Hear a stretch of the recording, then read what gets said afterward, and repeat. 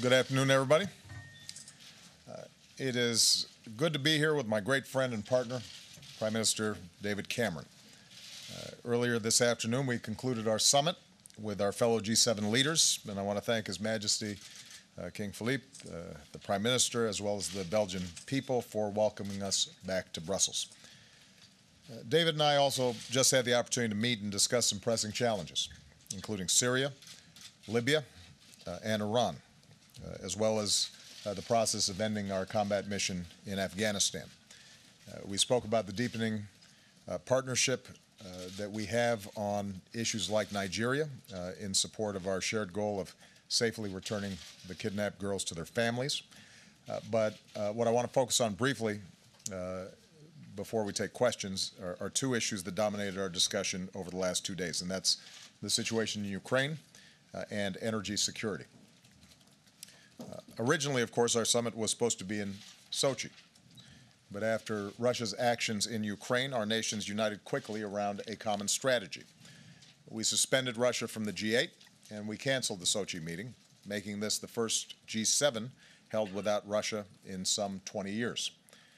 All 7 of our nations have taken steps to impose costs on Russia for its behavior. Today, in contrast to a growing global economy, a sluggish Russian economy is even weaker because of the choices made by Russia's leadership. Meanwhile, our nations continue to stand united in our support and assistance to the Ukrainian people. And the G7 summit was an occasion for me, David, and our fellow leaders to ensure that we're in lockstep going forward. On Ukraine, I shared the results of my meeting yesterday with President-elect Poroshenko. Like so many Ukrainians, he wants to forge closer ties with Europe and the United States, but also recognizes that Ukraine will benefit from a constructive relationship with Russia. So I believe his inauguration provides an opportunity, particularly since he has demonstrated a commitment to reach out to the East and pursue reforms. Russia needs to seize that opportunity. Russia needs to recognize that President-elect Poroshenko is the legitimately elected leader of Ukraine and engage the government in Kiev. Given its influence over the militants in Ukraine, Russia continues to have a responsibility to convince them to end their violence, lay down their weapons, and enter into a dialogue with the Ukrainian government. On the other hand, if Russia's provocations continue, it's clear from our discussions here that the G7 nations are ready to impose additional costs on Russia. I also briefed David on the new initiative I announced in Warsaw to bolster the security of our NATO allies, especially in Central and Eastern Europe, as well as our focus on building counterterrorism capabilities across the Middle East and North Africa. David will be hosting the next NATO summit in Wales in September, and I appreciate him updating me on the preparations for that summit. We agree that it's going to be an opportunity for every ally to make sure they're carrying their share and investing in the capabilities our alliance needs for the future.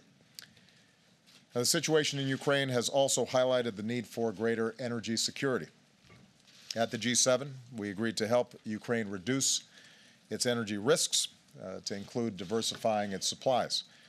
We're going to help countries in Central and Eastern Europe strengthen their energy security as well. And following the review I called for in the United States earlier this year, every G7 country will conduct an energy assessment to identify the possible impact of any potential disruptions and to offer ways we can better prevent disruptions and recover from them more quickly. Related to this, we agreed at the G7 to continue to lead by example in the fight against climate change, which poses a danger to our environment, our economies, and our national security. I made it clear that the United States will continue to do our part.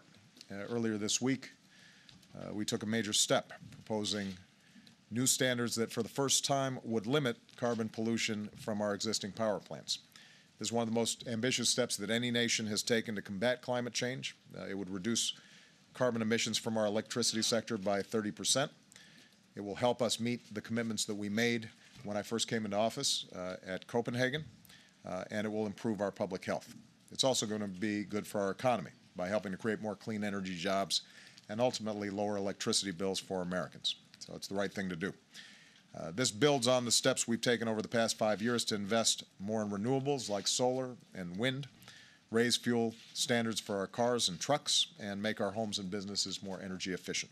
And today, we're holding our carbon emissions to levels not seen in nearly 20 years. So we're making important progress, but my action plan for climate change indicates that we've got to keep at it and do more. I know there's a cause that David's also passionate about. We agree that every nation has to do its share. All the major economies, including the G7 and emerging markets like China, need to show leadership as we work on a new global climate agreement. And that includes putting forward, by March of next year, ambitious long-term targets for reducing emissions. So, again, I want to thank Prime Minister Cameron and our fellow leaders for our work here together in Brussels. David, I believe that whenever our two nations stand together, it can lead a world that is more secure and more prosperous and more just, and we'll be reminded of that again tomorrow in Normandy as we mark the 70th anniversary of D-Day.